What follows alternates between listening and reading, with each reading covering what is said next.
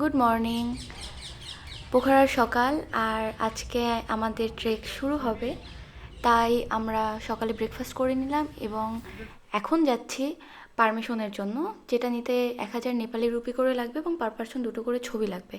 আর এই পারমিশনের একটা ছবি আমি তুলে রেখেছিলাম পারমিশনের পেপার পাওয়ার জন্য, যার জন্য আমরা লিডারের আগে যেহেতু গিয়েছিলাম, আমরা এই ছবিটা দেখিয়ে আমরা পার হতে পারি পারমিশন এলাকা থেকে। এই হচ্ছে পারমিশনের ছবি। আর এটা হচ্ছে মদিখোলা নদী, যেটা অন্নপূর্ণার ওপর থেকে নেমে আসে। পুরো পোখরা থেকে ঝিনু যাওয়ার রোডটা এই মদিখোলা নদীর পাশ থেকেই চলে যায়। খুবই সুন্দর একটা নদী।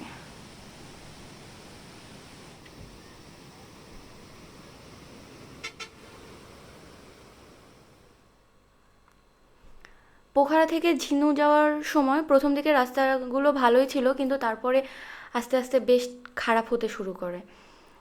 ইভেন ভাঙা ভাঙা রাস্তা, যেটা আমাদের পুরো রাস্তা পৌঁছাতে আনুমানিক 5 ঘন্টার মতো লেগে গেছিলো। আর এই রাস্তাগুলো কিছু দূর যাওয়ার পরে এমন হয় যে ঝিরির জলে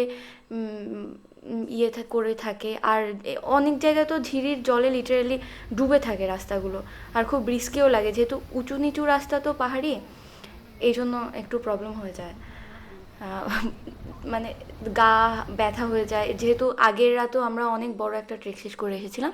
তো ঝিনুতে এসে পৌঁছলাম অ্যারাউন্ড 3টা বাজে। আমরা দুপুরে লাঞ্চ করে এবার আমাদের ট্রেক শুরু করব। আর এই যে ঘোড়াগুলো বেসিক্যালি রাখা হয় উপরে, যেসব দোকানগুলো থাকে একদম এবিসির টপ পর্যন্ত, সে প্রত্যেকটা দোকানের যে খাবার সামগ্রী সেগুলো আছে, সেগুলো এই ঘোড়ার পিঠে করে নিয়ে যাওয়া হয়। আরেকটা যেটা কাজে লাগে, কেউ যদি অসুস্থ হয়ে যায় তো রেস্কিউ এর একটা পার্ট হিসেবে এই ঘোড়াগুলো কাজ করে। আর ওই যে দেখা যাচ্ছে সাসপেন্স ব্রিজ, খুবই ভয়াবহ।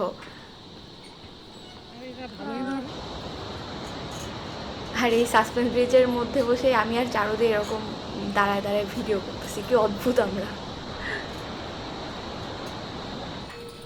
যাক, অবশেষে ভয়ে ভয়ে সাসপেন্স ব্রিজ তো পার করে ফেললাম। আর এই ঘোড়াগুলো আসার জন্য আমাদের কিছু ট্যুর মেম্বার পেছনে পড়ে আসছে, তো ওরা আসছে, এই জন্য এখানে অপেক্ষা করছে। আর চারিদিকে যে ভিউটা, তো সাসপেন্স ব্রিজ থেকে উপরে ওঠার পরে যে স্টপেজ নিলাম আমরা, ওখানে এই কুকুরগুলো চারুদিকে খুবই বিরক্ত করছিল, খেলা করছিল। আর চারুদি তো মানে ভয় পেয়ে যাচ্ছিল। ইভেন লিটারালি চারুদির জুতোর যে ফিতে ওইটা নিয়ে টানাটানি করা শুরু করতেছিল। এই যে এই অবস্থা কুকুরের বাচ্চাটা, কিন্তু হেভি কিউট কুকুরটা। তো চারুদি কেমন বোধ হচ্ছে ভিডিও দেখে জানায়। মজা পাইছি। আর এই যে আরেকটু উপরে উঠে আমি তো চেরি ব্লুজম দেখে তো আমি পুরো ফিদা হয়ে গেছি। এত সুন্দর লাগতেছিল, আমি এর আগে কখনোই চেরি ব্লুজম দেখি নাই, এটা আমার ফার্স্ট টাইম, তো একটু বেশি এক্সাইটেড। মোটামুটি বিকেল বিকেল হয়ে গেছে। প্রথমে আমাদের প্ল্যান ছিল যে ঝিনু থেকে চমরং পর্যন্ত যাব, ওখানে নাইট স্টে করব। কিন্তু তারপরে আমরা ভাবলাম যে আমরা এই প্রথম দিনেই লোয়ার সিনহোয়া পর্যন্ত যাব, আর ওখানে কল্পনা হোটেল নামের একটা হোটেলে থাকবো যাবার সময় কারণ যে এই আজকের পুরো ট্রেকটাই আপহিল। আজকে যদি আমরা এই ট্রেকটা খুব কষ্ট করে হলেও কমপ্লিট করে ফেলি, তো পরের দিনগুলোতে আমাদের একটু রিল্যাক্সে যাওয়া যাবে, মানে তুলনামূলক রিল্যাক্সে যাওয়া যাবে। তাই আমরা পরে ডিসাইড করলাম যে আজকে আমরা লোয়ার সিনওয়াতে স্টে করব। এটা টুইস্ট ছিল, লিডারদের কোনো খোঁজ খবর নাই, আর আমাদেরকে পারমিশনের জন্য কাগজপত্র তো সব লিডারের কাছে।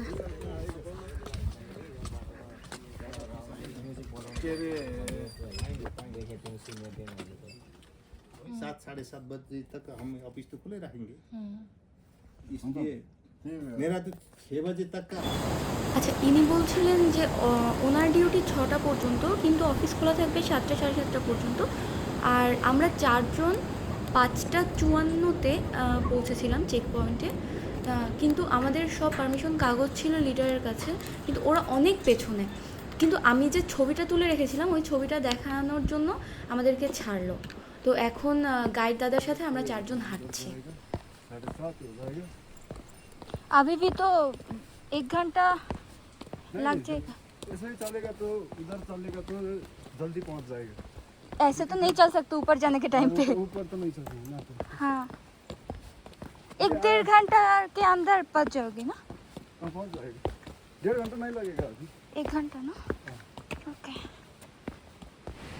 এখন বাজে 6:25। এই জায়গাটা এত সুন্দর, যেদিন ফিরছিলাম তখন মনে হলো যে রাতে তেমন কিছুই দেখতে পারিনি এই জায়গার ভিউ সম্পর্কে। আর ঝিনু থেকে আজকে ম্যাক্সিমামটাই ছিল আপহিল ট্রেক, তো জাস্ট মাঝখানে একটুখানি ডাউনহিল ছিল। আর ওইটা আমরা এতক্ষণ ভাবছিলাম ওইটাই লোয়ার সিনোয়া, আমাদের ওখানে যেতে হবে। কিন্তু খুব ইন্টারেস্টিং একটা ঘটনা ঘটলো। আমি আর বিথিদি একটু আগেই গেল, আর আমি একটু পেছন পেছন গেলাম। গিয়ে উপরে দেখছি যে বিথিদি আর গাইড দাদা বসে আছে। এবং আমার এত কষ্ট হচ্ছিল, উপরে গিয়ে আমি কিছুক্ষণ রেস্ট নিলাম। পরে বিথিদিও বলতেছে যে আজকে এত দূরে আমাদের আসা উচিত হয়নি, আজকে চমরঙে স্টে করলেই হয়তো বা ভালো হতো। তো আমরা ভাবছিলাম যে ওই ওপরে আমাদের মানে আপার সিনোয়াকে ভাবছিলাম লোয়ার সিনোয়া, কিন্তু সবথেকে মজার ব্যাপার এখান থেকে কিছুটা নেমেই জাস্ট 3 থেকে 5 মিনিটের মধ্যে আমরা দেখতে পাই কল্পনা হোটেল।